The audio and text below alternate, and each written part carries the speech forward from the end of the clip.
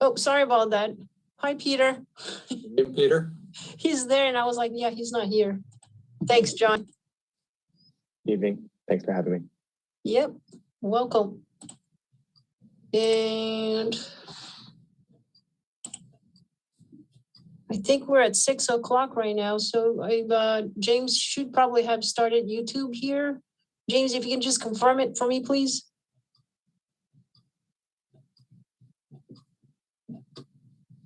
Are we on? Are we good?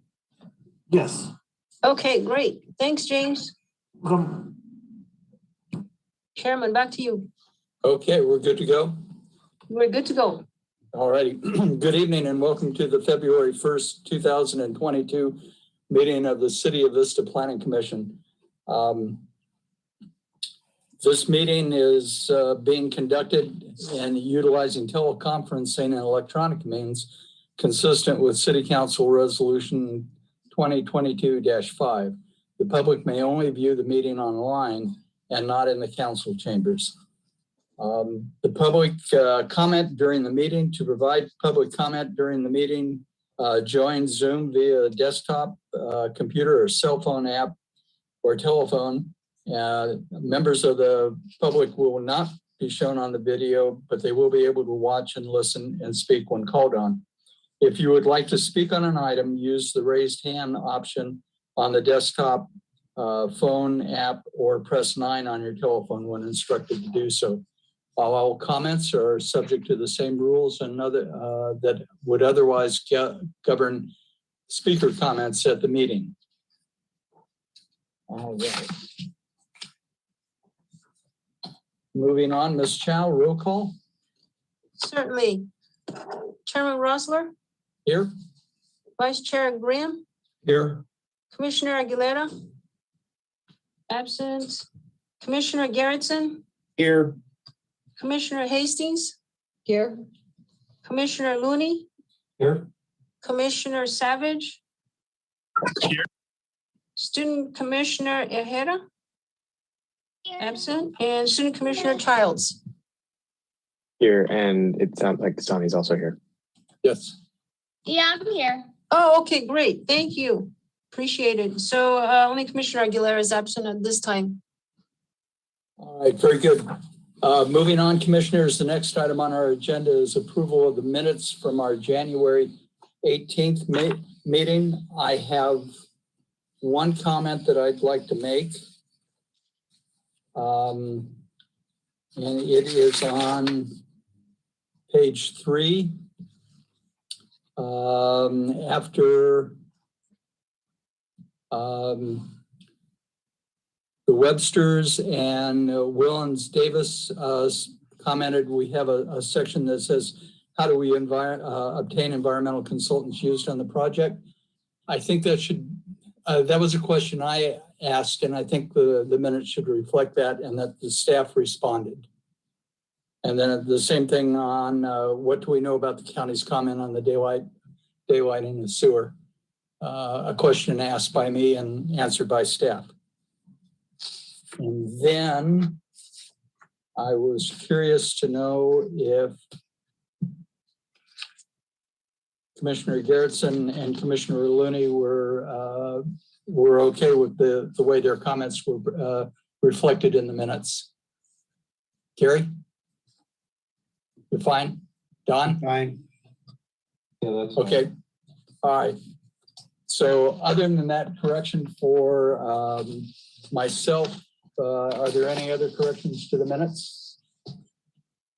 Seeing none, would someone like to make a motion?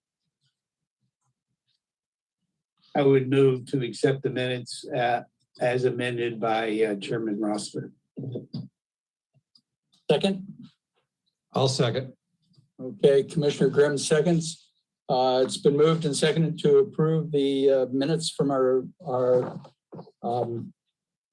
previous meeting and with the amendment as amended. Ms. Chow, would you call the roll, please? Certainly. Chairman Rossler, your vote, please. Yes. Commissioner Savage, Yes. Commissioner Hastings, Yes. Commissioner Graham, Yes. Commissioner Garrettson, Yes. Commissioner Looney, Yes. and Commissioner Aguilera still absent at this time. All right, motion passes 6-0. All right, very good. Thank you. Ms. Chow, any changes to our agenda tonight? No changes to the agenda tonight, Chairman Rosler. Thank you. The next item on our agenda is oral communications. This is a time that the commission sets aside to hear from members of the public on items that are not on our agenda. If you would like to comment, if you would hit the raised hand option on your screen, Ms. Chow will invite you into the meeting. Ms. Chow, anyone wishing to speak at oral communications? I do see a raised hand for Mr. Sean Zhou. However, I believe you are here for the public hearing item, which is the only public hearing on the agenda. So it probably, you have a chance to speak during a public hearing when the chairman opens that up for hearing. If you can confirm it by lowering your hand, if that's the case. And yep, he lowered his hand. So I think we're good. I don't have any other raised hands. All right, then we'll move on to our public hearing for the evening. This is a site development plan amendment for the buildings at 1445 and 1451 Engineering Street. The way our public hearing will proceed is that staff will make a presentation.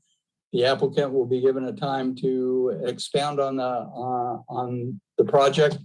I will then open the public hearing. If you wish to testify during the public hearing, hit the raised hand option and Ms. Chow will call you in individually into the meeting. You have 3 minutes to provide your testimony. And then at the end of everyone raising their hands, I will close the public hearing and we'll go to commission discussion. So Mr. Connolly, I believe the staff report is yours. Thank you, Mr. Chairman and Commissioners. John Conley, Community Development Director for the City of Vista. Patsy, if you could go to the next slide, please.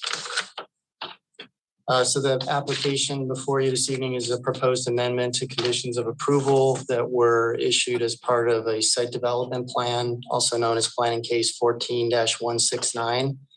That was originally approved by the City Council in December of 1998. It's at 1445 and 1451 Engineer Street. The approval granted the ability to develop 2 industrial buildings with parking, landscaping, loading areas, and associated improvements. The building at 1445 Engineer Street is a little over 93,000 square feet, and at 1451, a little over 66,000 square feet, roughly 150,000 square feet on the site. Next slide. This is an aerial photo of the property as developed shortly after the approval in 98. Building permits and grading permits were issued and the site was developed in accordance with the plan. You can see 1445 is the more westerly of the building that backs up to the canyon and the residential area behind it. 1451 is to the east. North of the site is Buena Vista Park. It's a natural park with Agua Hedionda Creek that flows through just to the north there in the canyon. To the east and south are other industrial uses within specific plan 14. And to the west is an open space area and a residential area along Jewel Ridge, Ridgeline, and Opal Ridge. Next slide, please. So the original approval for the project included a number of operational conditions, particularly related to noise. They're included in detail in the staff report, but they're summarized here. Essentially, all of the manufacturing operations were required to be inside the building, and there was a noise standard of 70 decibels for any outside activities measured at a specific distance in the condition. There were no operations such as loading or operation of roof-mounted equipment allowed on the site during nighttime hours, which were determined to be 10 p.m. to 7 a.m. There's a 60 decibel 1 hour property line noise limit referenced in the conditions of approval for time that the site is allowed to operate between 7 a.m. and 10 p.m. And there are property line noise limit reductions included in the conditions for repetitive noises such as hammering or riveting or whining as determined by the city planner. There were also noise enclosures required for roof-mounted equipment that were in the original conditions of approval that were required to meet the property line noise standard, but those were nullified by the condition that restricted any roof-mounted equipment. Next slide. So the current property owner of 1445 Engineer Street, First Industrial LP, submitted a request to amend the conditions of approval. The tenant that was in the building for some time has left the building, and they're interested in mounting roof-mounted HVAC equipment on the roof of the building. And so the request is specifically to remove the restriction on roof-mounted heating, ventilation, and air conditioning, otherwise known as HVAC equipment, subject to the remaining conditions of approval. The applicant's request, as relayed by them, is to allow for 24-hour conditioned space for a new tenant to occupy the building, and no other changes to the conditions of approval or the applicable noise limits on the property are proposed. Next slide.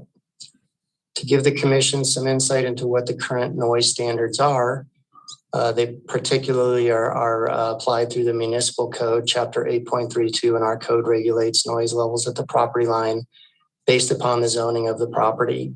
We've also adopted the county's noise ordinance by reference for the application of the noise ordinance itself. Differences in zoning designations where the zoning meets one another are determined by the arithmetic mean of the two noise standards.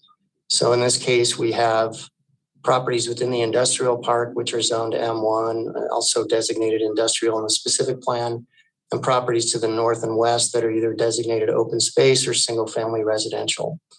You can see in the table here, the single family residential and open space noise standards during daytime hours from 7 a.m. to 10 p.m. are a 1 hour property line standards of 50 decibels.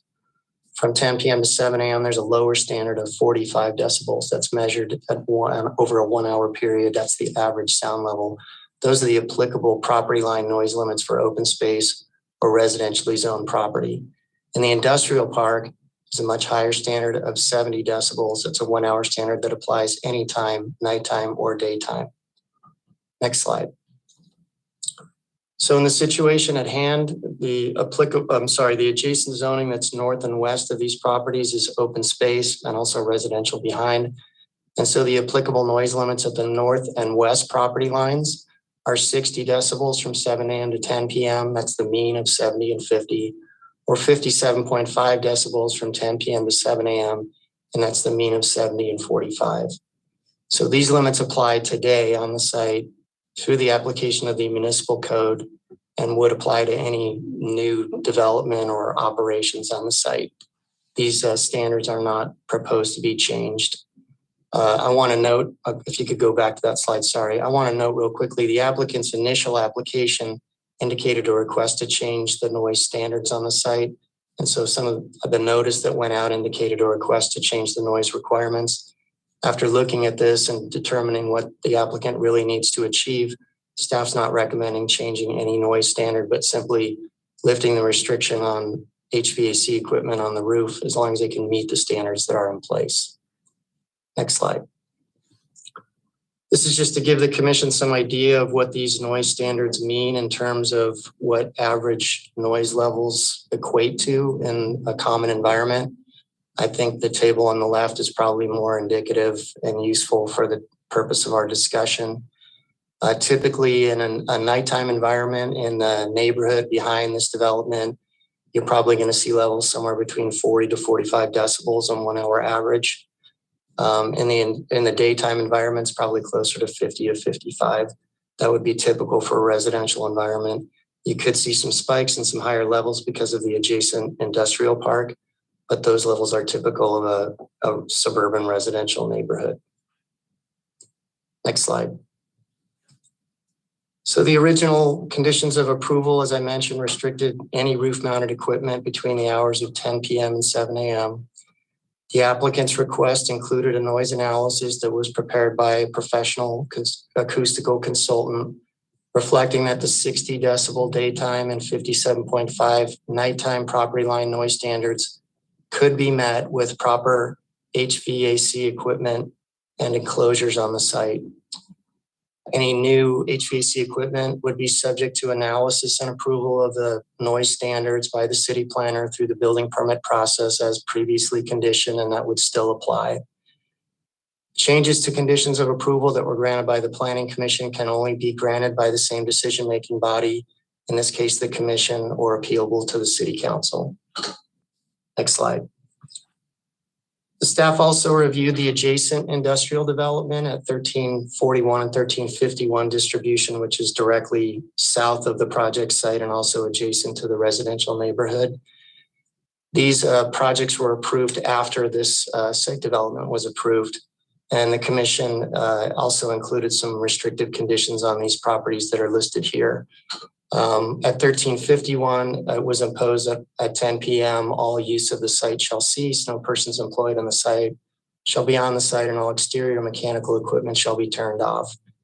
And then for 1341, which is the closer building, the same standard that was applied to this project was applied, which is noise from activities on the site shall not result in a 1 hour noise level exceeding 60 decibels at the property line, regardless of the baseline ambient noise level. And so those same restrictions were applied to the buildings adjacent.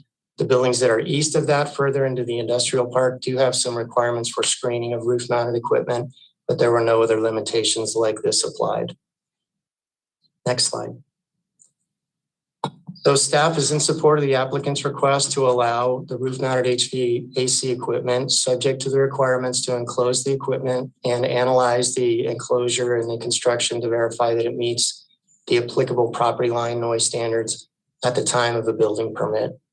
And so the staff recommendation as provided below is to approve an amendment to the conditions of approval. And that provides my staff presentation. I believe the applicant, Mr. Weiler, would like to make a short presentation of the commission as well. I'm available for questions at this time. If we could go ahead and hear from Mr. Wilder at this time. Yeah, let me bring him in.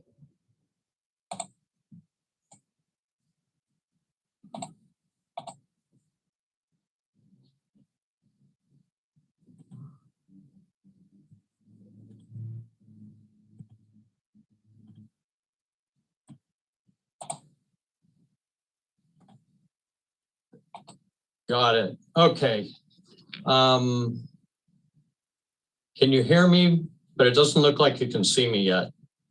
No, That's, but we can hear. true. But we can hear you fine, Stan. Okay. Again, thank you, Mr. Conley, and good evening, Chair and members of the Planning Commission. My name is Stan Weiler. I'm with Hausweiler Landy. We are a land use and civil engineering company based out of Carlsbad. Go ahead and go to the next slide if you could.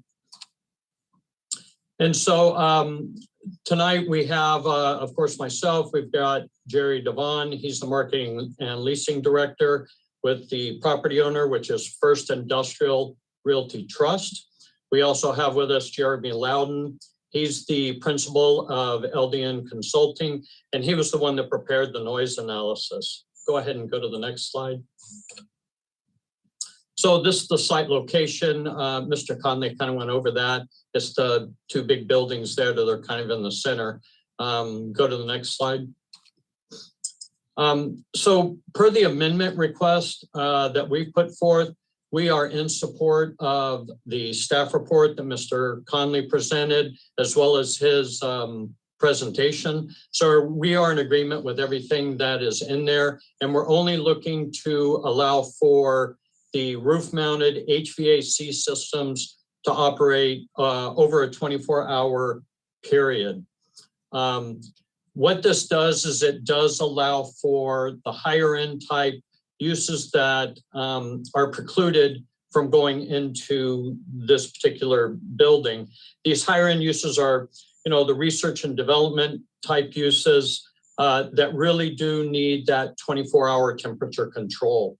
And so we've had a couple of these users wanting to come into the building, but because of this restriction, they decided to look elsewhere. I also wanted to emphasize that we're not looking to lower any of the existing noise limits. It's purely to allow for the HVAC systems mounted on the roof to operate over a 24-hour period. Next slide. I'll go ahead at this point. Let me turn it over to Mr. Loudon, and he can kind of go over the noise analysis that was conducted and kind of provide some details on the assumptions and his findings. Mr. Loudon?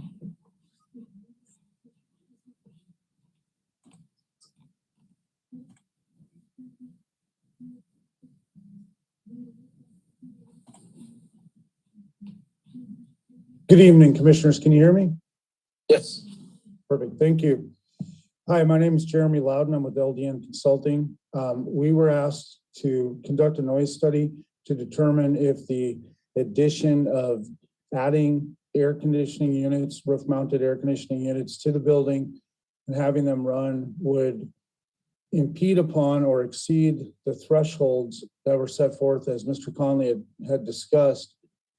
We went through that analysis. We looked at the air conditioning units in addition to trucking, semi-trucks using the loading docks.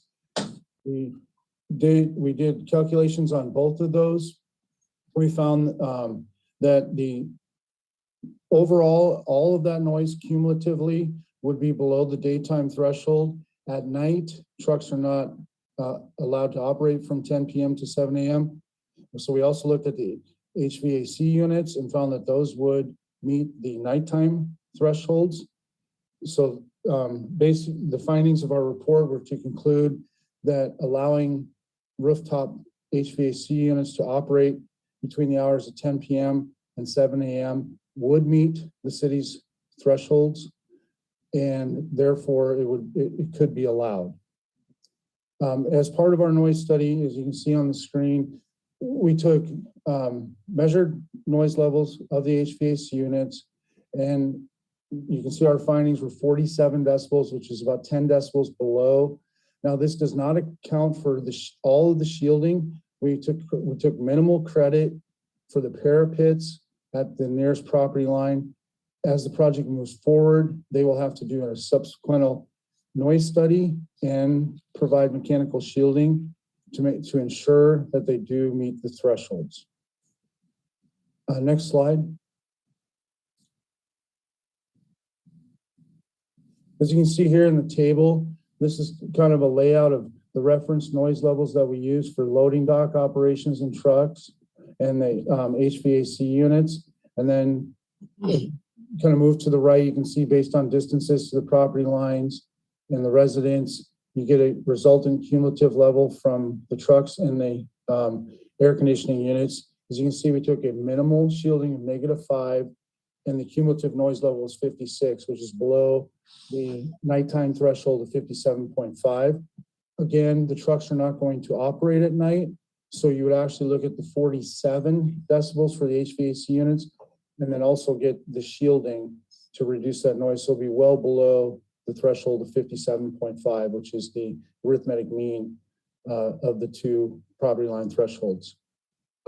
Next slide, please. With that, I'll turn it back over to Stan, and I'm here for any questions. Thank you. All right, thank you, Jeremy. So we want to let the commission know that we did hold a community meeting on January 19th. The meeting was held via Zoom. We sent meeting invitations out to all the property owners and residents within the 500-foot radius, which is the public notification distance. So we wanted to keep that consistent. 4 residents did attend that meeting, and the meeting lasted just a little bit over an hour.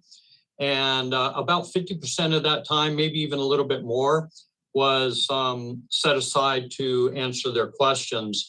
And we continued to answer questions until there were no further questions from the residents. So, during that, what we found was all the residents in attendance did express some concerns about noise. And it had to do primarily with, trucks running at night. There apparently was a user from one of the buildings that would create a whooshing sound that was brought up. Burglar alarms, and then, there were at times, I guess, equipment operations that were occurring inside the building. But because of the loading doors that were open, there was excess noise that created. As a part of this discussion, we did speak about the HVAC units, and they expressed a desire for some surety that there would be additional noise attenuation for any of these HVAC units that would be located on the rooftop. Next slide. So kind of in conclusion, we believe that this request is very reasonable. What we found was that there had been no formal noise complaints filed against any of the users within this specific plan area, specifically regarding HVAC systems. As Jeremy demonstrated, the noise analysis conducted showed that, that even with the HVAC units up on top of the building, the impacts would be about 47 dB right at the property line. And of course, that decreases over distance. So permitting these roof-mounted systems that have a 24-hour temperature control, this allows for, the more high-end research and development type companies that we would really like to see come into the city of Vista, and specifically, of course, at this location. And then again, I wanted to emphasize that our request is not for any changes to the noise limits. It's purely to allow for the HVAC systems with the 24-hour temperature control to be located on top of the building. So that concludes our presentation. You can go to the next slide, but our team is here available to answer any questions. Myself, Mr. Loudon, or Mr. Devon, who represents the property owner. Okay, very good. Thank you. I will turn it over, ask the commissioners if there are any questions of staff or the applicant. Commissioner Grimm? I actually had one question for staff. Let's say that, for some reason, let's say that we do decide to approve it as it appears to meet the noise standards. What happens if, worst case, something goes wrong? What kind of ability under the existing conditions would we have to do anything about it? Can you define something goes wrong? HVAC exceeds 60 decibel. So the way we have it set up, if it were to be approved, they would be required to obtain a permit showing their enclosure and their study verifying that it meets the standards. And then we would confirm that at the time of construction with a measurement at the PL, so that we would know that the equipment operates at the appropriate level. If after the fact it was installed and it malfunctioned, they'd be required to repair it and make sure that it meets the standard once again. The city would have the authority to make sure that it meets the standard at any point in time. Very good, thank you. Commissioner Aguilar hasn't joined us. Commissioner Garrettson, any questions of staff? Yes, I have several. One is I'd like someone to define the term 1 hour average. They said 1 hour average of 47 decibel at the property line. Does that mean it can go to 80 for 30 seconds as long as it's average 47? That's a great question. Yes, the answer is that it's an average of the sound pressure level over a 1 hour period. So that sound could be much lower and have, spikes and noise over short periods of time, and have an average, that reflects something between. So typically when you have a 1 hour average, you have what they call L90, L50, basically what the noise level would be 90% of the time, what the noise level is 50% of the time, what the noise level is 10% of the time. You can get all those different readings from a noise meter, but the 1 hour average from start to finish, the average of all those times is what we use to regulate noise. It's impossible to regulate periodic events, spikes, bangs, booms. You cannot regulate that, but you can measure an average by setting up a sound pressure meter at the property line and verifying that the noise over that 1 hour meets the standard. But you're correct. You could have peak noises that are much higher than that level over that 1 hour period. So that becomes problematic for the residents. because at 2 o'clock in the morning, that HVAC system goes up to 70 dBA and wakes up the neighborhood. But the average is still 47. I think what the consultant is saying that, and I'll let Jeremy speak to this, but I believe that the equipment doesn't reach that high of a level at the source. Jeremy, you want to speak to what the noise would be from the equipment at the source? Maximum noise level. Yes. Hi. So typically HVAC units are rated on their sound pressure level. That you start the HVAC unit up, you take a measurement of it. They typically run at a constant noise level. We're looking at air conditioning units that are predominantly around, like I said, about 66 decibels at 6 feet. So that at 12 feet, it becomes 60 decibels. At 24 feet, it becomes 54. And that's how the noise levels would drop off. We did in our study assume that it was running continuously, although it is going to cycle on and off throughout the hour. And Mr. Conley is correct on the average. You can have sound levels that go up and then sound levels that go down, and then you calculate what the average is. And so the idea is a car door would exceed 47, closing a car door would exceed 47.5 decibels, but it's only for 1 second. That's why there's a 1 hour average. So if I'm in a second floor bedroom at 2 o'clock in the morning and the average is 47, but it goes up for 2 minutes and wakes me up, it goes up to 80, it still meets the standard.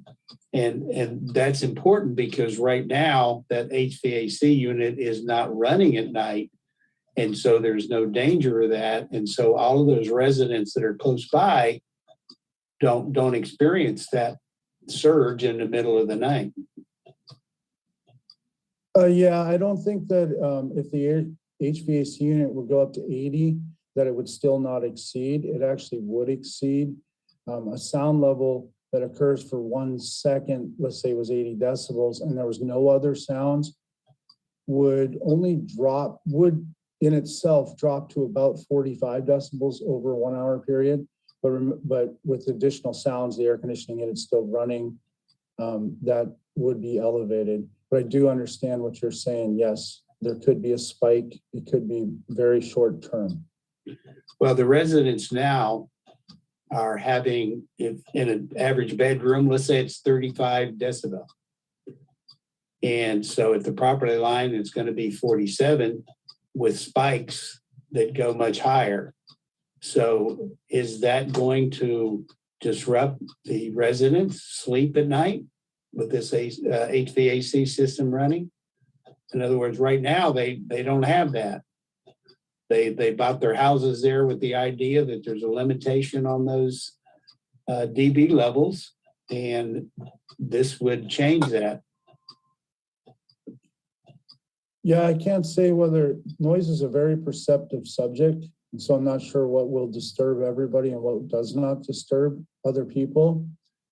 I do know that there's going to be a second study that has to be conducted.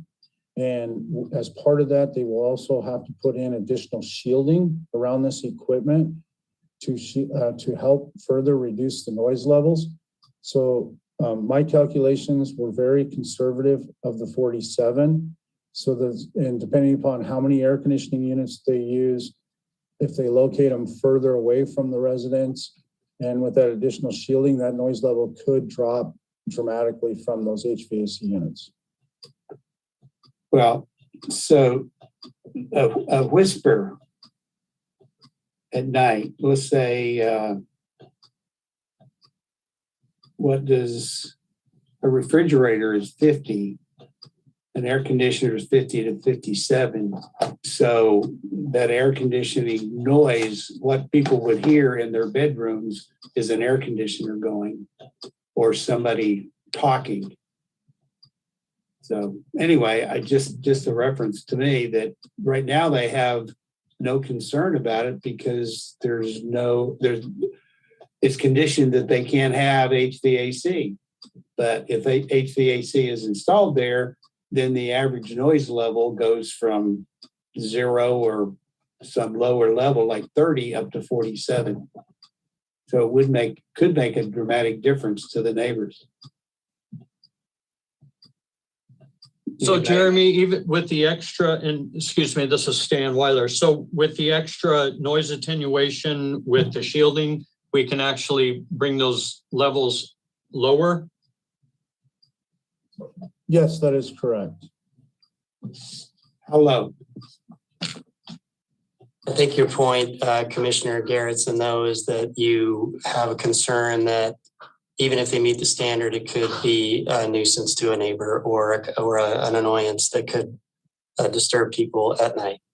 Correct. And with the standard and the way it's measured, that's true. There's no real way to keep a loud noise from happening. There is a standard that's in place that's in the conditions. I think it's condition number 42 that's in the staff report that requires we lower the level if there's a constant riveting, hammering, whining type of a noise. And so that could be applied, but that would probably be in a malfunction type of a situation for HVAC. It wouldn't be a normal operation. Have we estimated if it's 47 decibel at the property line, what would it be at the nearest home? That's another 20, 30 feet because sound goes down as it travels distance. I think it's 6 decibel every time the distance doubles. So, Yeah, I can tell you the nearest home, if you want to wait 1 second here, is right at the corner at the cul-de-sac and ridge line.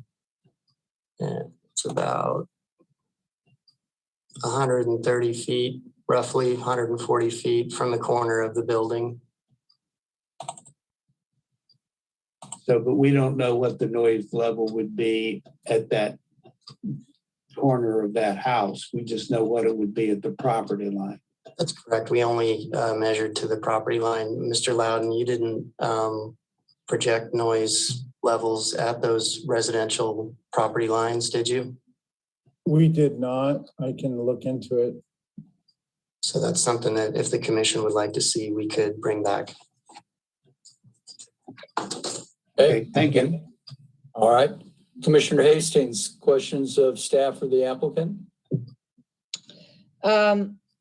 Yeah, my question was about this thing about further enclosure. It's sort of like, I feel like the request is not quite complete because the data is about something that we hope won't exist, right? Which is an unenclosed or only slightly enclosed units. So if there's I would like to see more information about the enclosures and what they will provide for additional screening, noise screening.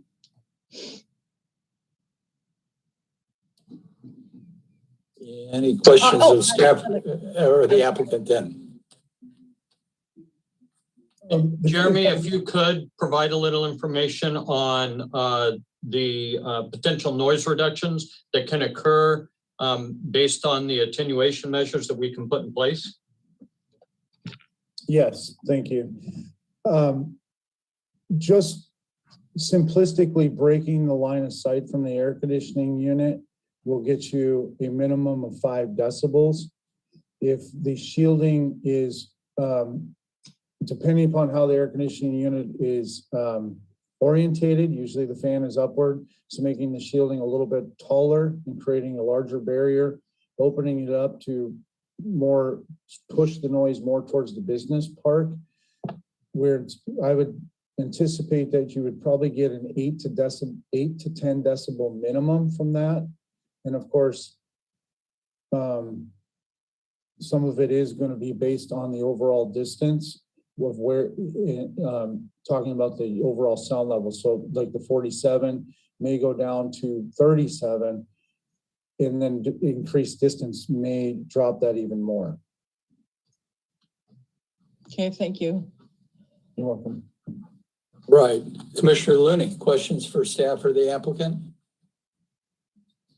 Yes, for primarily the applicant. Right now, there's several truck loading docks that are on the property. Stan, do you think those are going to remain if you have a different tenant? What we heard from the last potential tenant that came in and the way they operate with their R&D use is they would use the loading docks periodically during the day, but their operations were typically 8 to 5, maybe 8 to 6. But then after that, they wouldn't take in any additional, there would be no more additional truck movement after 6 o'clock. That's when they typically would shut down their operation. However, they did need the 24-hour temperature control because of the equipment that they have and that they would have had inside the building. Mr. Devine, if you want to come on and maybe give a little bit more information on this prior user, that might be helpful to help answer Commissioner Looney's question.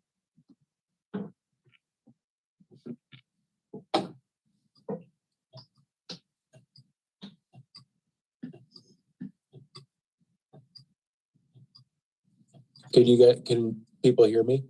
Yes. Yes. Okay. So we've had a number of prospects for the space, and most of the prospects that we've had to the space have more of an R&D component. And with that R&D component, including life science component, these users have sensitive areas that need to be climate controlled, need to be dust free, things of that nature, which requires the HVAC systems to be running to filter air and to provide that cooling to these provide ambient temperatures to these spaces. And so we've lost users based off of this current restriction. We have 2 other prospective tenants looking at the space right now, one of which is a Fortune 500 company also looking to do R&D type use in the space. And we're still posed with the same problem that we can't allow R&D tenants to operate within the confines of the space because of the HVAC restriction. Okay, so what it sounds like is there will probably be a reduction of truck traffic on the property with a new tenant. I spoke with a resident that lives to the north, across the creek, and they were saying that the only noise they currently hear are the trucks' backup tones. That's the only thing that they hear right now. And so that's why I was curious if it would be an increase in truck traffic or a decrease in truck traffic. And it sounds like it will be a decrease in traffic. The types of cooling equipment or the HVAC systems that you're using, are these more of a chiller, or are they more of a horizontal unit, low profile, that have a lot of maybe the filters within the ceiling plenum, or all the filter systems on the exterior mounted directly to the units? In general, they would be rooftop mounted package units. Okay, so we're not using a chiller type of system. They're all self-contained. At this point, the users that we've talked to would be using package type units and not a chiller system. Okay.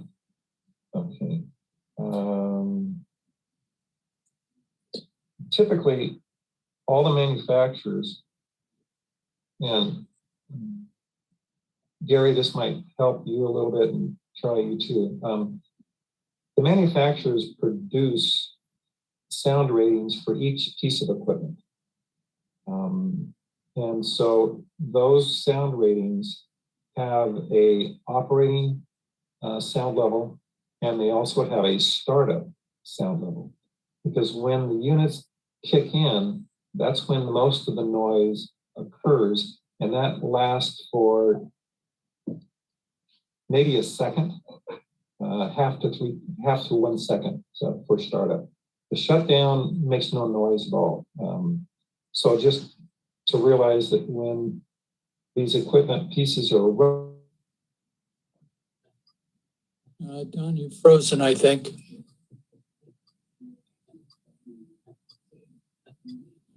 Uh-oh. Do we want to go? There he is. Are you back? Don, Yes. you froze on us. okay. Where did I freeze? I was 5 cleaning air. seconds ago. You were talking about the startup noise and the shutdown noise levels. Okay. The startup noise, that's going to occur for maybe 1 second, and then it's going to go back down to the operating noise level. So when there is a spike, it's going to be very short-lived. One of the other things to take into consideration, these rooftop units are on the roof, and they're roughly 20 to 24 feet high. And in that particular canyon, except during Santa Ana's, the winds are coming from the west, going towards the east. So they're going to go to Green Oak Ranch 95% of the time, during the operating hours of the business. I'm not saying that's blanket, but that's the majority of where the wind blows. And so that wind is going to carry any noise from those rooftop units to the east rather than to the west. And again, when you've got those units 20 to 24 feet above the ground, that's going to dissipate any sound that's coming from the rooftops anyway. So I just wanted to bring those points up because that's kind of the realistic aspects of manufacturing of these units and the running of those units. And then Beth, as you mentioned, yeah, we can get some screening around those to deflect the sound and also to absorb the sound. But they're air conditioning units that we all live with. And so they're not going to be unusually loud just because they're on a rooftop unit. So those are the questions that I have for you. So thank you for the answers. That's all I have, Chairman. Commissioner Savage, any questions for staff or the applicant? I guess just for the applicant, the sound attenuation, those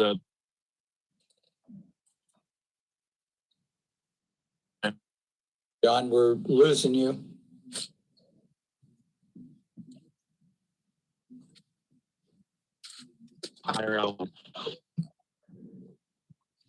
oh shoot.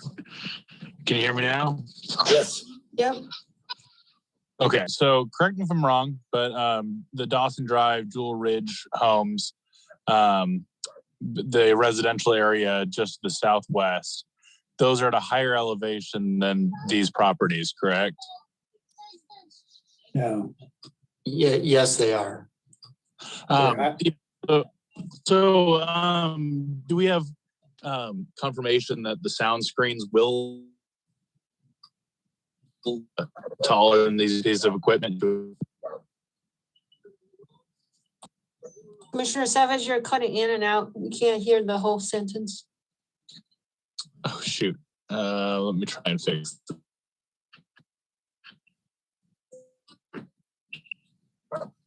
Can you hear me now? Yes. Shoot. I'm gonna have to call back in, I believe. If I may, it sounds like there were questions about the sound attenuation and the efforts that we could go through to reduce the noise. And maybe Mr. Loudon can again go through the efforts that would be needed to reduce that noise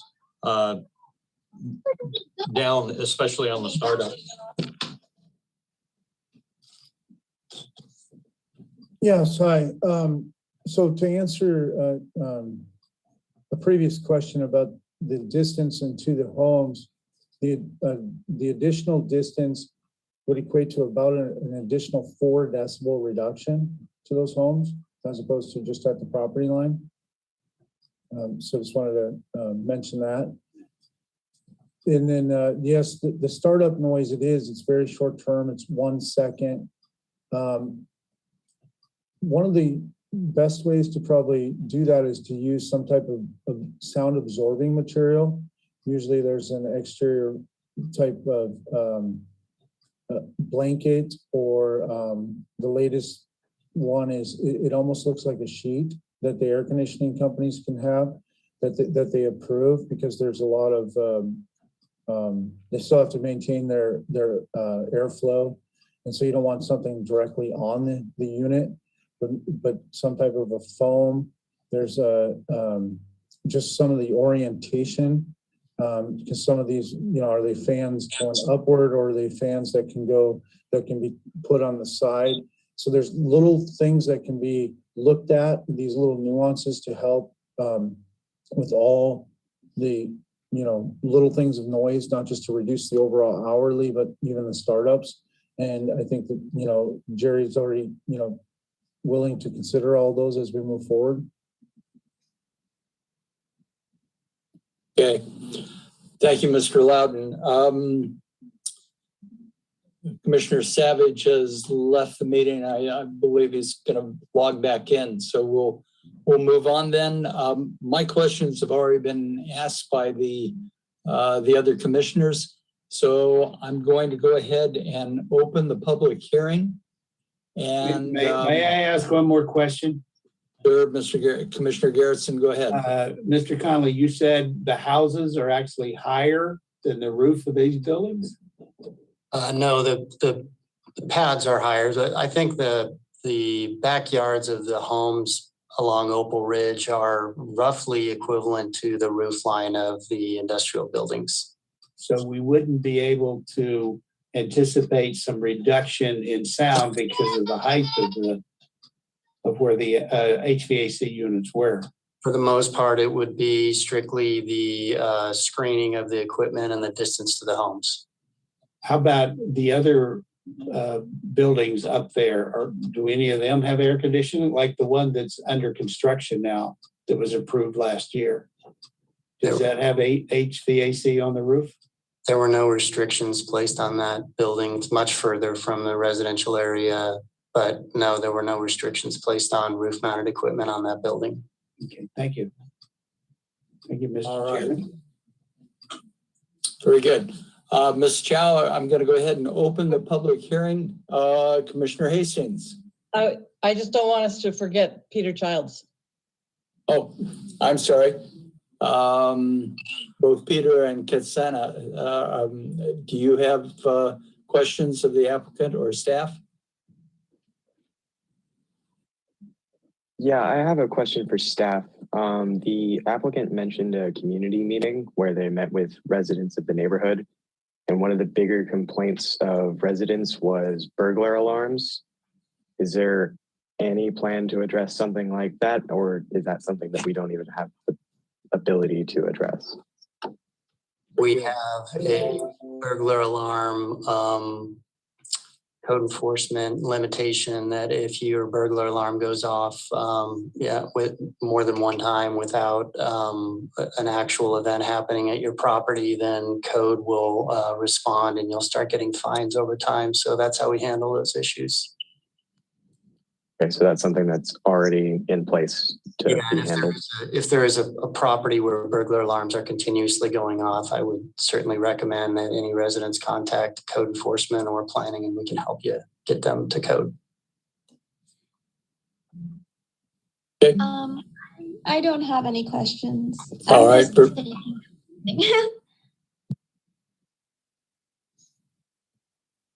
All right. Then we will go ahead and open the public hearing. If you are online listening and want to testify before the commission, if you'll use the raise hand function, Ms. Chow will call you into to the meeting. Ms. Chow, do we have anyone wishing to testify? Yes, Chairman Rossler, we have two, at this point, actually three now. And I'll start in the order that they're showing up on here on the top of the list. So we'll start with Mr. Sean Zhou. And go ahead. Go ahead, Sean. You just have to unmute yourself. Go ahead. Okay, I just unmuted. Thank you, Chairman. Thank you, Commissioners. You all raised very good questions, and I feel, all I want to say is that from my perspective, I'm a resident on the Jewel Ridge, and I just tell you a few points. So first of all, I feel like the measurements on the property line of the site is not sufficient, because in the end, it's the most impacted family's backyard. That measurement will give a good measurements about how that will impact the sleeping quality. And the second of all, I would like to challenge the standards that are being used. Now, for health guidelines, your bedroom should have 35 dB for the constant noise, right? So if it's continuous, and for spiking noise, it's like 40 dB, it will be the maximum. And these are the things should come very rare, occasional, not like your periodic, like a coming off the AC and coming down the AC happening at 2 or 3 times an hour. That's a regular. It's not a spike. Not an occasional sound. So if that goes into a bedroom, is more than 40 dB, you will wake up and you cannot sleep well. Now, lots of residents in the area actually are very quiet, and we don't use our AC very much. In fact, my house I just bought it 2 years ago. It didn't have AC. So we open the window in the night to get the air breeze in.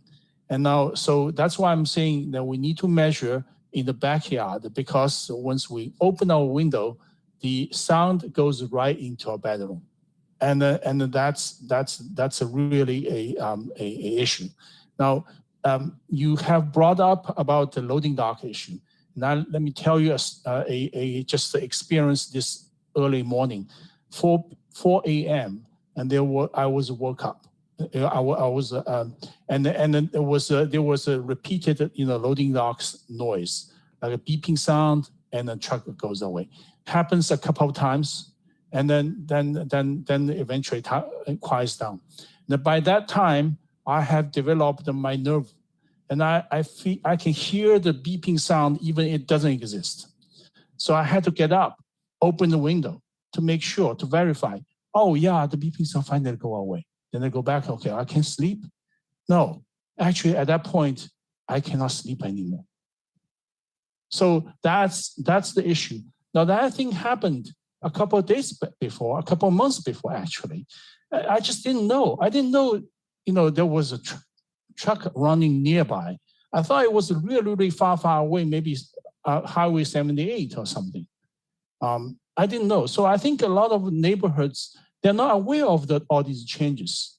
The notice, the mail that comes into my mailbox, when I open it, it was not very, not telling me anything. It say, oh, there's a hearing about changing of this facility. But what is the changing?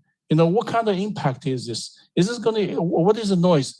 So I actually spend a lot of time to digging out this document. It's 48 pages.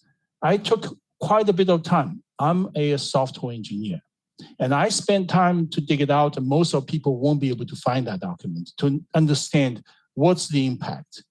I just casually talked to a couple of neighbors. They didn't even aware. They didn't even know, oh, something happened now.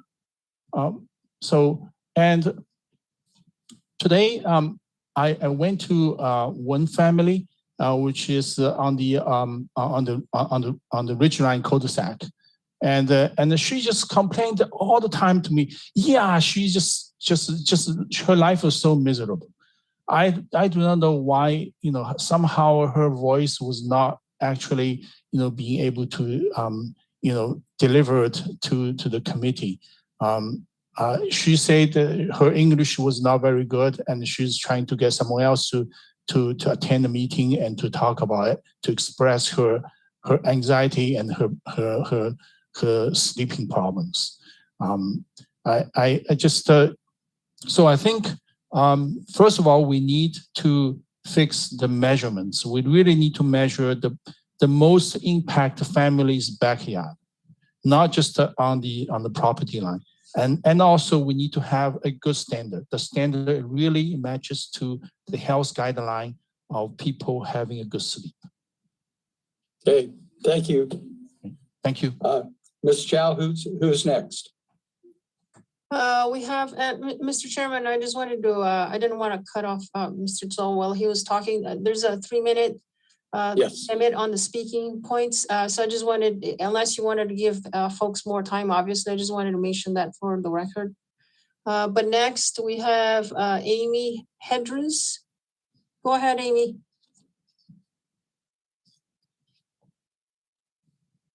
Oops. Me? There we go.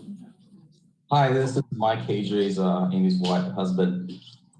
Can you hear me? Yes, we Yes. can hear you. And just a reminder, Mr. Hadrian, you have 3 minutes. Okay, thank you. Thank you for allowing us to speak. I'm one of the residents. My wife and I moved to Opal Ridge, which is directly west of the industrial buildings. All the properties along Opal Ridge, or their backyards are along that valley ridge line. They sit eyesight above the rooftops, so I can see the rooftop material. And I'd like to express and emphasize that the noise level that was recorded by the study was at the property line. Mind you, with a 20 to 25 foot building where sound essentially moves outwards and doesn't gravitate down as far as when you're 100 feet sightline. The valley has, I would say, since we moved here, we noticed that there's an echo throughout the canyon and valley. So any little noise that is made on the industrial site is amplified and it carries through. So I did not know that there was any noise restriction for no operation of the facility or the loading docks over the last year. And I've always complained to my wife that we can't even have our window open because I hear the loading trucks after 10 p.m. coming in, beeping, and this is all through the night. And I didn't know about this till last week, and I finally put in a complaint. I'm not sure if they understood that there was supposed to be no loading facilities in operation. But my point is that adding an HVAC unit might not sound like much, but when you amplify and add 8 across the canyon, it could add to the decibel level. And I don't believe the 47 is an accurate reading because I have gone out in my backyard and I could go out there and read 47 right now, no problem. All right. Thank you. Ms. Chow, who's next? Next we have Anastasia and oops. Can you hear me? Yes, go ahead, Yes. Anastasia. Yeah, we can. Yes, my family, we live on Ridgeline. Our home backs up directly to the canyon. My concern is already there is a noise level. So now we're going to add all these AC units.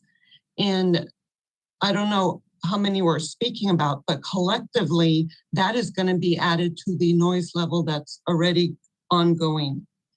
I am a 4 a.m. wake up person, take my dog for a walk, and there is always trucks beeping every single day. I also was not aware until recently that that was a restriction. The other thing I'm highly concerned about is the emissions from all these units. Air quality is poor.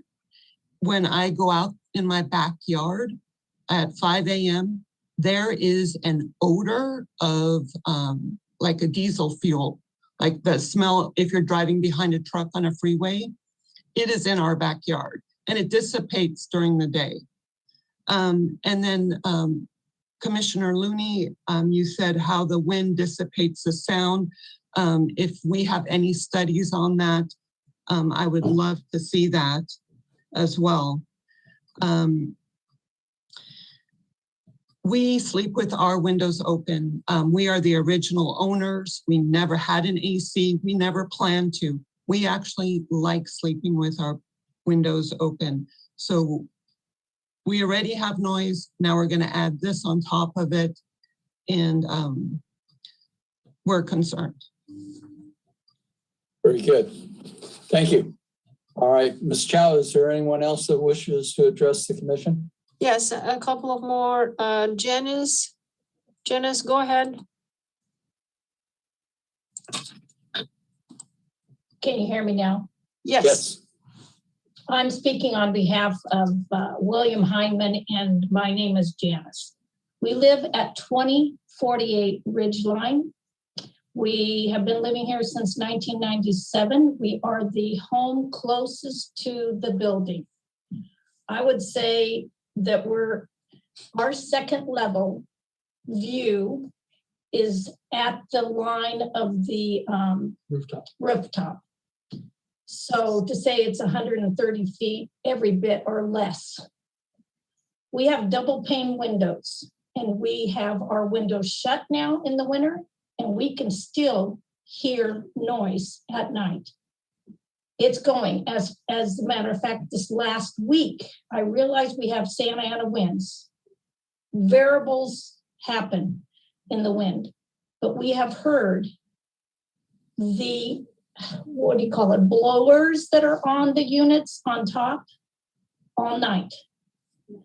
And at 4 a.m., there was trucks that came loading somewhere in that area and the forklifts going, the alarm on the forklifts backing up. So I'm concerned about refrigeration, trucks just sitting there idling or waiting to leave or staying there all night. That's one concern. And I know Mr. Garrison mentioned that. He also mentioned, I appreciate that he mentioned the clicking on and off of the HVAC unit and how it's affecting the community. There is houses, several on Oak Ridge that I walked to and said that they can hear noise from those buildings and they were not included. Am I right, Stan Weir? I apologize if I said your name wrong, but they were not included in the last meeting that we had. Anyone on Oak Ridge or Oak Canyon Road, Green Oak, excuse me. But they did say that they can hear the noise. So it's not just Ridgeline or Jewel Ridge. It is every one of the houses in that canyon are affected. And I think that needs to be addressed. I agree I'm concerned about the pollutants, environmental emissions, biohazards that are going to be coming out of those HVAC units.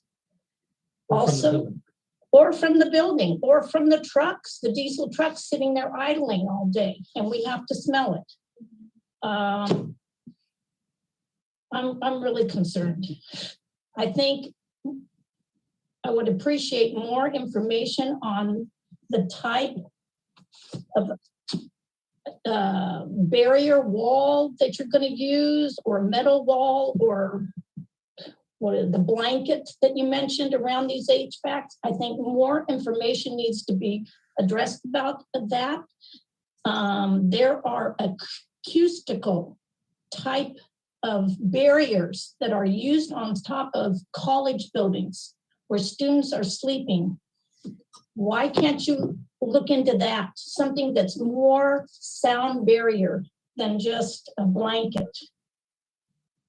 Also, the blowers. I'm concerned about which direction the blowers, if there is any on these HVACs, which direction will they be blowing? Will they be blowing westerly or south where our homes are.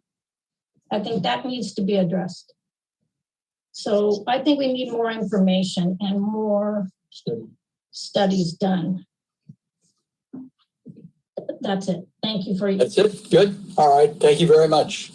Ms. Chow, are we finished with people who wish to testify? No, we have Mike Matz. Go ahead, Mike.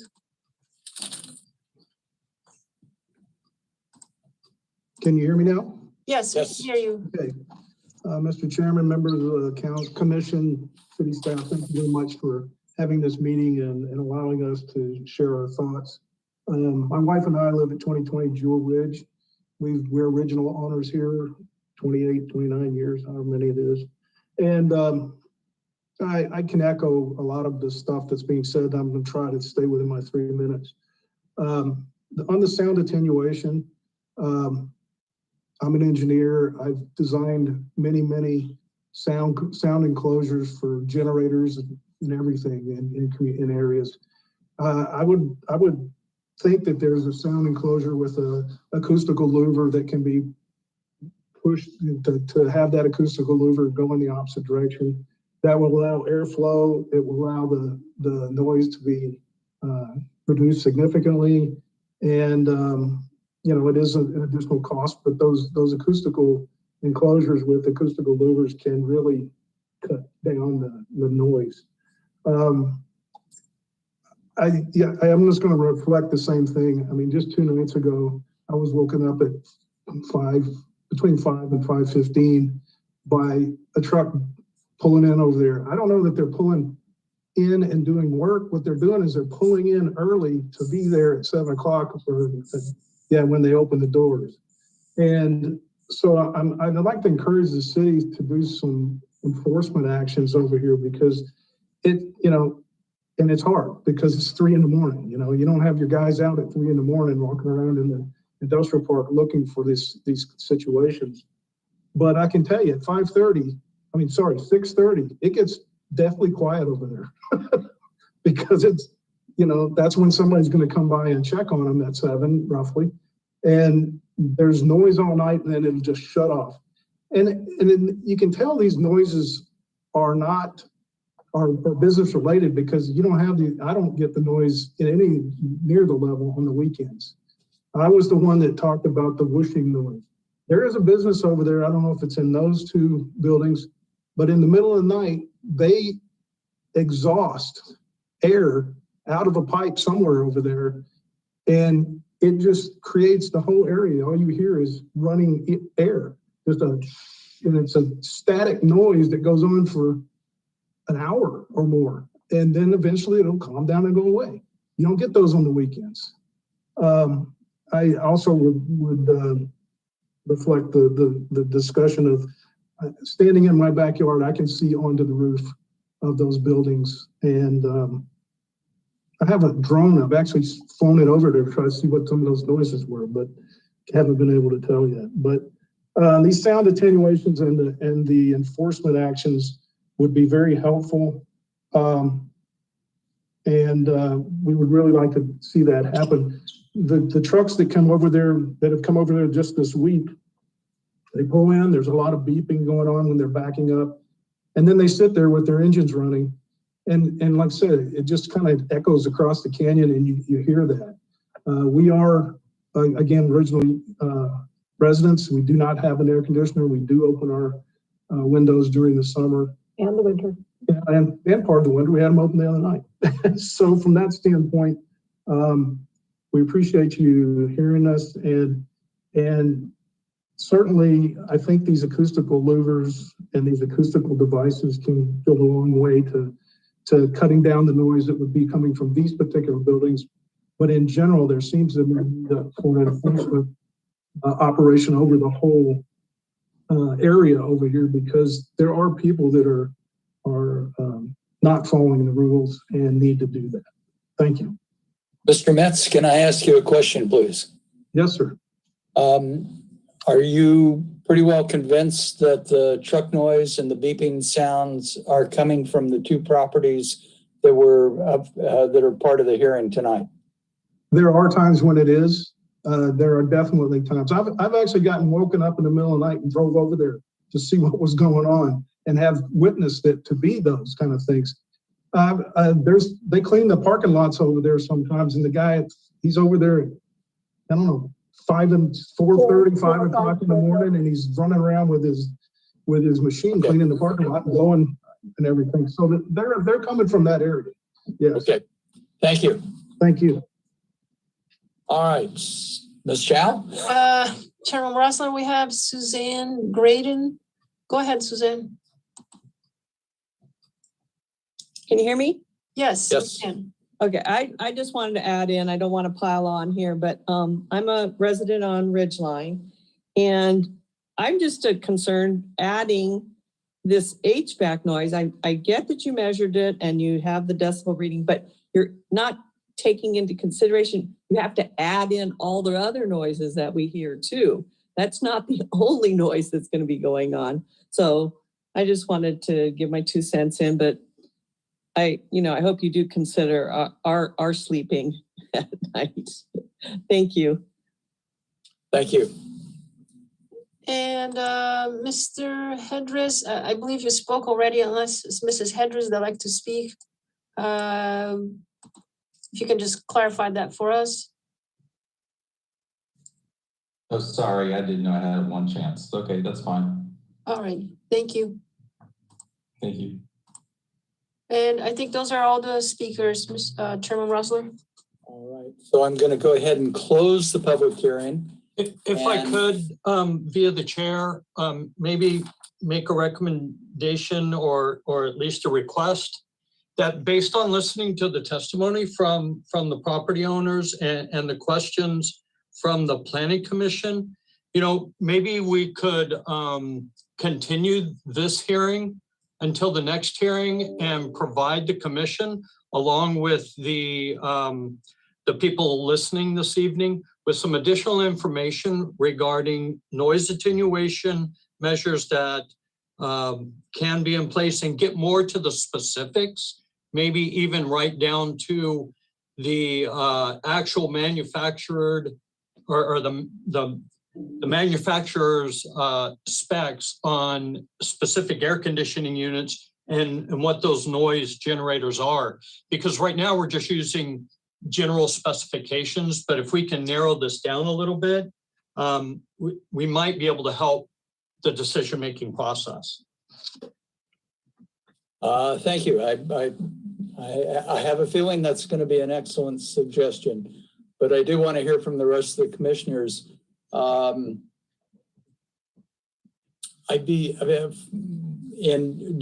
If we do continue it, I would be interested if any of the residents that spoke would volunteer their backyard for an acoustical analysis to give us some additional information, what decibels are going to be like at their property line on the canyon. I don't know if we can request that, but it's a suggestion that I think will give us more information to make a decision. Commissioner Grimm, how your thoughts? Yeah, it's listening to the residents, some really good points were made, some things that I hadn't thought about. On the other side of that, I would like to see higher end R&D uses in our park, and ones that would be more likely to have less trucks. There might be a trade-off between HVAC noise being better than, in my mind anyway, than truck noise.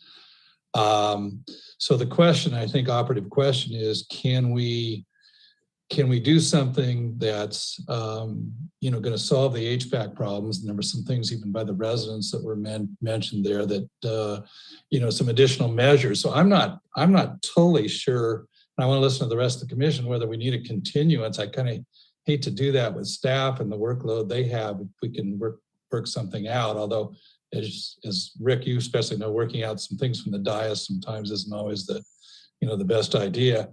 But I'm wondering if maybe, staff felt comfortable with conditions where, you kind of put the onus back on on staff once it's, let's say that we went ahead and approved a condition tonight that put the onus back on staff to say that it needs to meet, the latest, I don't know, I'm making this up, latest package standards and ensure that distance, levels are at appropriate, or distance levels at certain distances are appropriate. So I don't know, that's kind of where I'm leaning. I would like to go ahead and try to do something tonight, just from the fact that it's always, staff says, fine, it's, continue it, but I know it's always extra work and put some other project back. So I'm open to either way, whatever the commission wants to do, I'm fine with that. Okay. Commissioner Garrettson. I agree with Commissioner Grimm that it would be good to have this facility be more high end and so forth, and to try to accommodate them.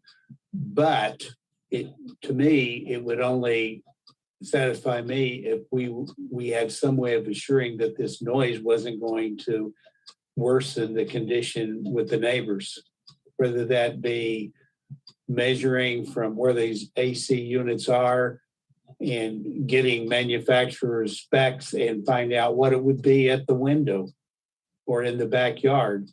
And, maybe put a spec on it that says it should be 35 dB at the backyard, which is about what it is in my backyard at night. And and also the aesthetics of what this is going to look like to those property owners that are above it. I think they could probably do a good job of hiding that HVAC system to where it's not too ugly. And I think they could do a lot with sound absorption. So those would be my three concerns. And also the fourth is there a need for code enforcement to get more involved in this with the trucks? That's it. Okay, very good. Commissioner Hastings, your thoughts? Similar to the preceding, I do think that I understand Commissioner Grimm's concern about staff burden.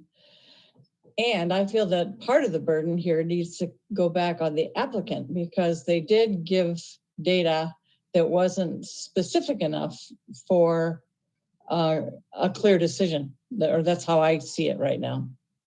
So if there's some way, I know I'm feeling some resistance to continuing, but I kind of feel like it should be continued, and that there should be a charge to the applicants to come back with the specifics on the distance data, what kinds of sound barriers there can be, or attenuation, whatever it is. So that's where I stand on this, I think. And what is it with those trucks? And is that a separate issue? It is a separate issue, but it is a public hearing, and we've heard from the public about the trucks. So it's something that I think we could address. It would be within our purview to do that. Commissioner Looney, your thoughts?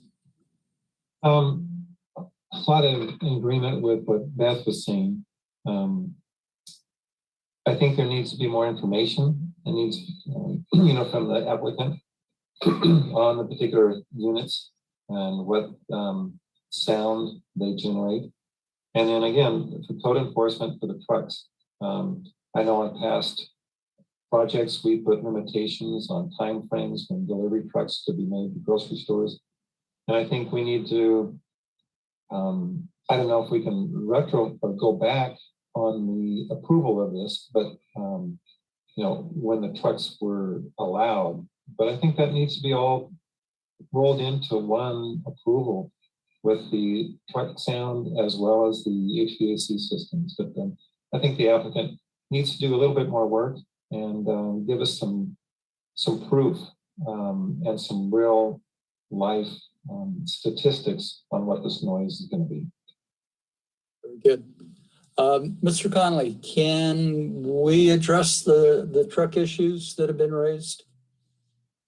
You can, but I believe there are already conditions in place on this project that prohibit truck activities between the hours of 10 p.m. and 7 a.m. So really, it's a code enforcement issue at this point, unless the commission wants to impose different conditions. We have notified code of the truck issue. One of the residents has actually already filed a complaint, and code has contacted us, and we did provide them with the conditions. So we will be working on it with code. The trouble there, to be honest, with the commission and the residents is code is here during the daytime hours like we are. And when they're not, it becomes a sheriff's department issue. And the sheriff's department is not always able to respond in a timely manner to noise complaints in the business park. So we will absolutely do our best to try to talk to the captain about having some deputies go by at night to check on this. But it's, for obvious reasons, a difficult issue to regulate. Good. Peter, your thoughts? I mostly agree with the other commissioners. I think we can go either way as far as if we let it go, like if we continue it or take some action on it tonight. But definitely specific parameters and more data regarding the sound and activity of the facility would definitely be necessary, regardless of if we go for it tonight or let it continue for future meetings. It sounds like code enforcement is difficult, so I'm not really going to echo that with my lack of knowledge on the subject. But I do think it is worth mentioning that like expanding into what sounds like the biotech industry, from what I heard, would be it would definitely be a good investment for the city of Vista. So I think keeping that in mind going forward would be a good move, even if we don't take action tonight. So I think blending that idea with the needs of the neighborhood would be the best action. Very good. Thank you. Commissioner Savage, I apologize. You have moved on my screen and I had everybody lined up and so your thoughts on the project. Yeah, thank you, Commissioner. My thoughts are, I know that we have we've tabled discussing whether we're going to do this next week or now. But I think that there are some things that we can put into this approval that would satisfy the requirements that we're putting on them. One of the things that I've heard brought up a couple times is that we're not sure about the manufacturers or the products that would be used for the HVAC equipment. I think if we impose that what's been done in the sound study here, there was a decibel count.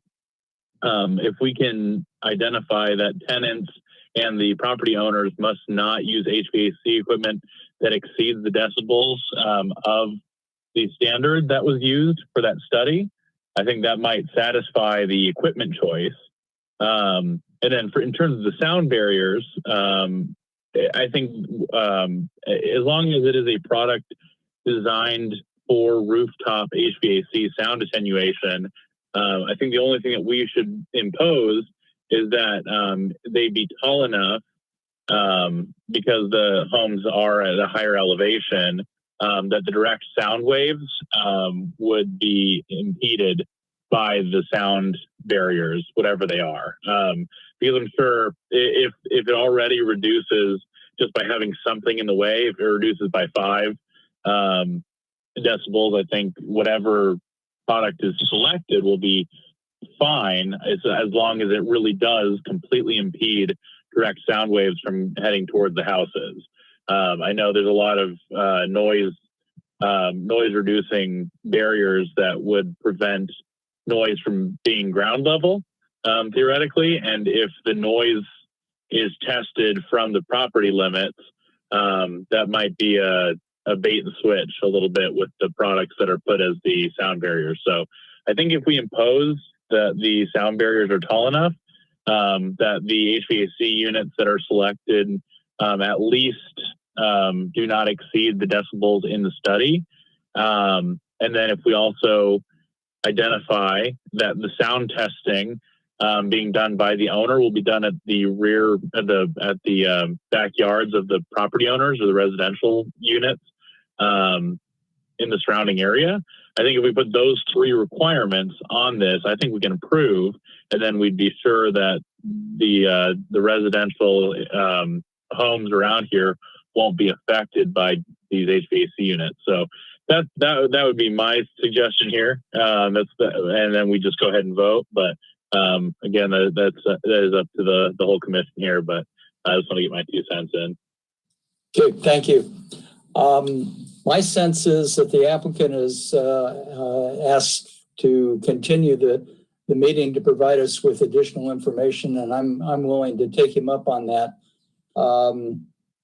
The testimony provided that there is if you block direct line of sight, you'll reduce it by 5 decibels, and with a better shielding, 8 to 10. I think I'd like more information on that.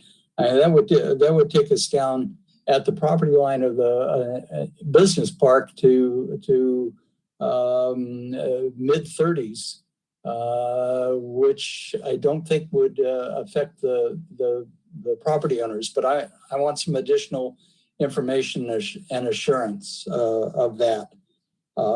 Like I said earlier, it'd be interesting to see what if any of the property owners would volunteer their backyards for a study and see what the noise levels in their backyard would be. So, Mr. Chairman, I don't think they're going to be able to measure anything in the backyard. They're going to have to calculate what it would be in the backyard, because it only measured if they had the HVAC units in place. Well, you could get the ambient noise level in their backyard, and then existing. Okay, add to it. That was my thought, but okay. You raise a good point.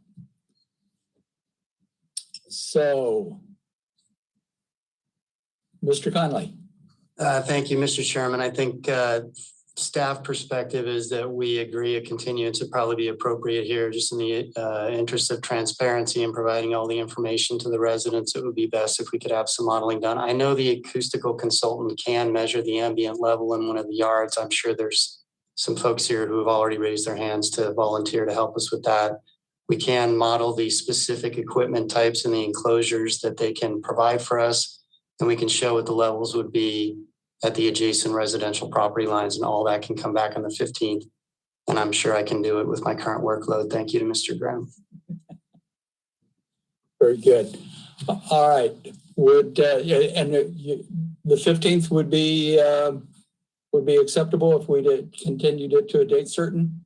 That works for staff. However, we'll have to send notices out immediately, and I want to make sure the consultant and the applicant can meet that time frame. We would need all the information back by next Tuesday at the latest. Mr. Loudon, can you meet that time frame? From a calculation standpoint, yes. Coordinating the ambient, I believe we can, with the homeowners' involvement and their willingness for us to be able to set up quickly, because we would have to set up equipment, leave it in their backyards overnight, and we also have to compile all that data and look at it. That does take a little bit of time, but I believe we can meet that time frame. Mr. Wilder, is that the 15th? Can you make the 15th timeline? Yes, I'm sorry. Yeah, we can meet that. Yeah. If Mr. Loudon can compile his documentation and data, yeah, I think that's good with us. All right, very good. All right, so would someone like to make a motion to continue the project to February 15th? Mr. Chairman, I move that the decision be tabled till the 15th. All right, is there a second? Second. Commissioner Hastings, second. Ms. Chow, would you call the roll, please? Chairman Rossler, your vote, please. Yes. Vice Chairman Graham. Yes. Commissioner Aguilera is still absent, obviously. Commissioner Garrettson. Yes. Commissioner Hastings. Yes. Commissioner Looney. Yes. Commissioner Savage. Yes. Motion passes 6-0. Commissioner Aguilera absent. Very good. All right. Thank you very much, everyone. And to the residents, stay tuned, stay involved, and we'll make sure that you're included in the, come back and see us on the 15th. All right. The next item on our agenda is Planning Commissioners reports. Any reports from the Planning Commissioners? All right, then, Mr. Connolly, your report, please. We will have a meeting on the 15th. Just confirming that. We do have one other item, an early design review for a proposed multifamily project on North Santa Fe. So we'll have a couple of items, it looks like, if this makes it back by the 15th. City Council has a meeting next Tuesday night on the 8th. We will be taking the sign code amendment that the commission heard, I think, at the last meeting on January 18th, and there are no other community development items on the council's agenda. That's all I have, unless you have anything for the commission, Patsy. I don't. Any questions of Mr. Connolly? John, can you tell us what's happening at the old, I think it's the old Solution for Change property on East Vista Way, 880, 890. They were doing some repairs and things seem to have ground to a halt.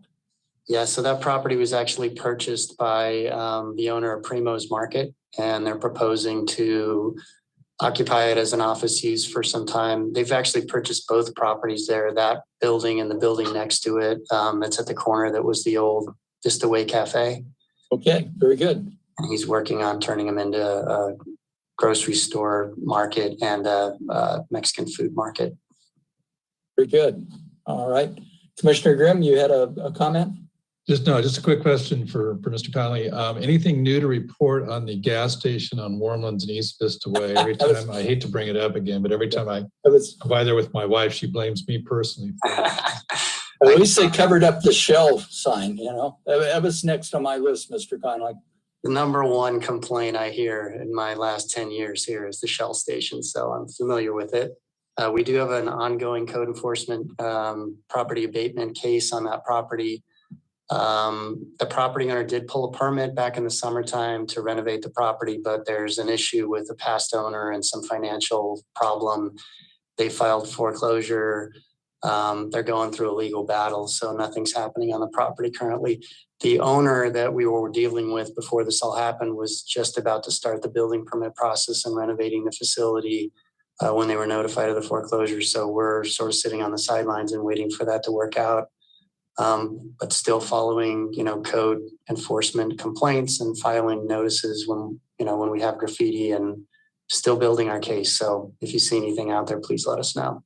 I assume it's not bad enough to get a public nuisance on it. We're working on it. Really close. That's the track we're taking. Okay, great. Thank you. Good. All right. Any other comments or questions this evening? Seeing none, we stand adjourned until February 15th. We'll see you all then. Thanks for your participation tonight. Thank you. Bye. See you guys. Bye-bye. Bye-bye.